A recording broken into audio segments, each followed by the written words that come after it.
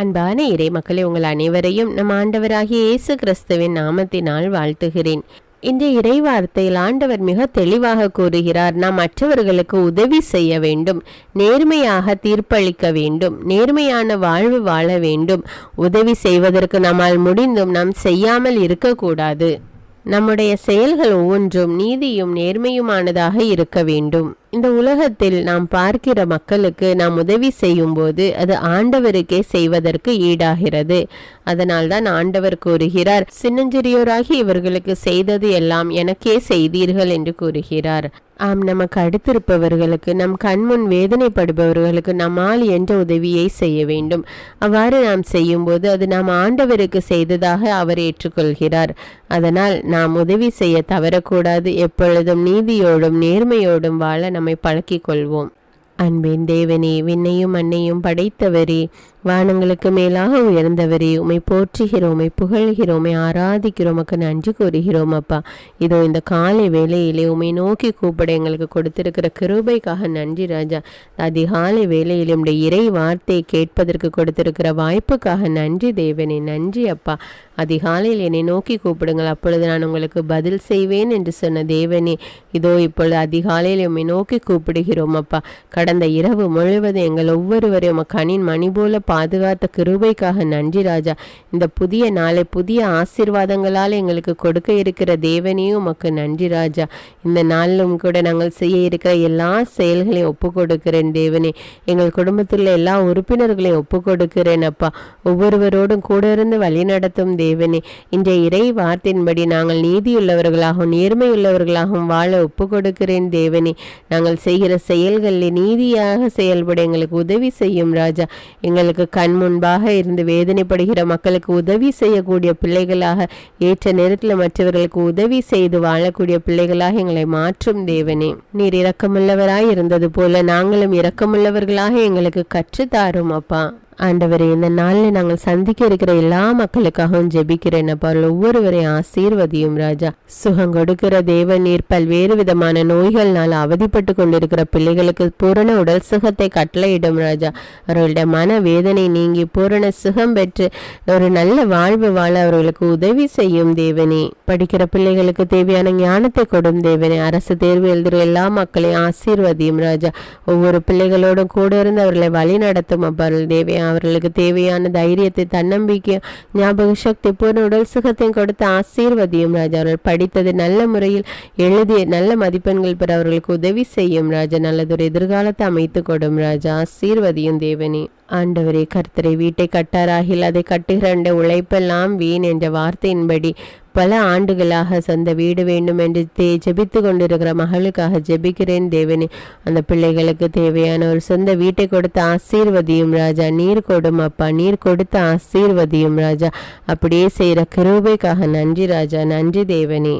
ஆண்டவரே, என்னோடு இணைந்து ஜெபித்து கொண்டிருக்கிற ஒவ்வொரு மக்களுக்காகவும் ஜெபிக்கிறேன் அப்பா. ஒவ்வொருவரையும் ஆசீர்வதியும் அப்பா. ஒவ்வொருவரும் நீரோடைய ஒரு நடப்பட்ட மரம் போல எப்பொழுதும் செழித்து கனி தருகின்ற மக்களாக வாழ வேண்டும் ராஜா.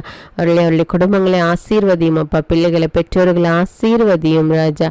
எல்லோரையும் இரத்த கோட்டைகளை ஒப்பு கொடுக்கிறேன். இயேசுவின் நாமத்தில் ஜெபிக்கிறேன், ஆமீன். முதல் வாசகம் லேவியர் நூலிலிருந்து வாசகம். அதிகாரம் 19. இறைவார்த்தைகள் 1 முதல் 2, 11 முதல் 18. ஆண்டவர் மோசேயிடம் கூறியது, நீ இஸ்ரவேல் மக்களிடம் கூற வேண்டியது, தூயோராய் இருங்கள், ஏனெனில் உங்கள் கடவுளும் ஆண்டவருமாகிய நான் தூயவர். களவு செய்யாமலும் பொய் சொல்லாமலும் ஒருவரை ஒருவர் வஞ்சியாமலும் என் பெயரால் பொய்யான இட்டு உங்கள் கடவுளின் பெயருக்கு இழுக்கு ஏற்படுத்தாமலும் இருங்கள். நான் ஆண்டவர். அடுத்திருப்பவரை ஒடுக்கவோ அவருக்குரியதை கொள்ளையிடவோ வேண்டாம். வேலையாளின் கூலி விடியும் வரை உன்னிடம் இருத்தலாகாது. காது கேளாதோரை சபிக்காதே, பார்வையற்றோரை இடர செய்யாதே. உன் கடவுளுக்கு அஞ்சி நட. நான் ஆண்டவர். தீர்ப்பிடுகையில் அநீதி இழைக்காதே. சிறியோர் பெரியோர் என முகம் பாராது. உனக்கு அடுத்து வாழ்வோருக்கு நேர்மையுடன் நீதி வழங்கு. உன் இனத்தாருக்குள் புறங்கூறி தெரியாதே. உனக்கு அடுத்து வாழ்பவரின் குருதி பழிக்கு காரணமாகாதே. நான் ஆண்டவர். உன் சகோதரரை உன் உள்ளத்தில் பகைக்காதே. உனக்கு அடுத்தவர் பாவம் செய்யாதபடி அவரை கடிந்துகொள். பழிக்கு பழி என உன் இனத்தார் மேல் காழ்ப்பு கொள்ளாதே.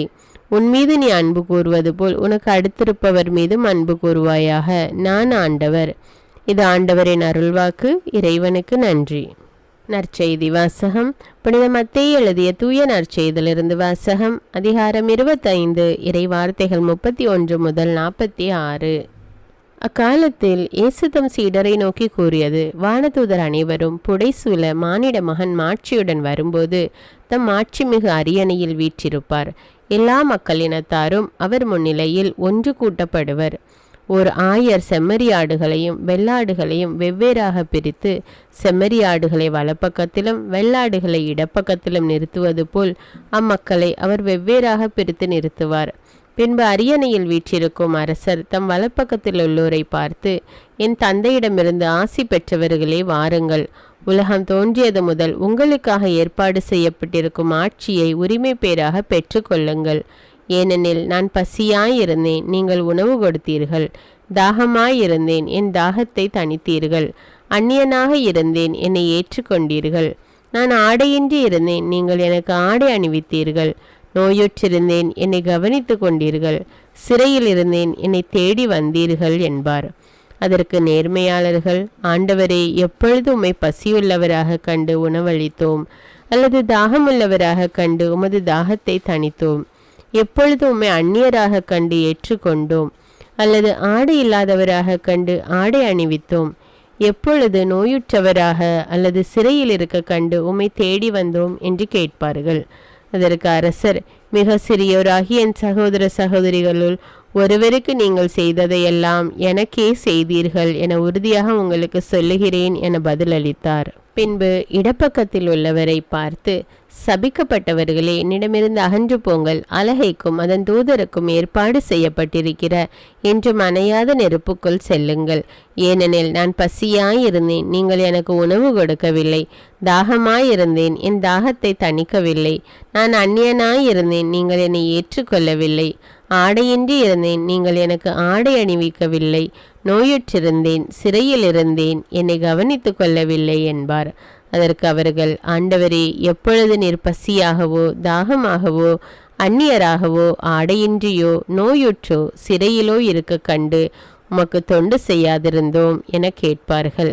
அப்பொழுது அவர், மிக சிறியோராகிய இவர்களுள் ஒருவருக்கு நீங்கள் எதையெல்லாம் செய்யவில்லையோ அதை எனக்கும் செய்யவில்லை என உறுதியாக உங்களுக்கு சொல்கிறேன் என பதிலளிப்பார். இவர்கள் முடிவில்லா தண்டனை அடையவும் நேர்மையாளர்கள் நிலைவாழ்வு பெறவும் செல்வார்கள். இது கிறிஸ்துவின் நற்செய்தி. கிறிஸ்துவே உமக்கு புகழ்.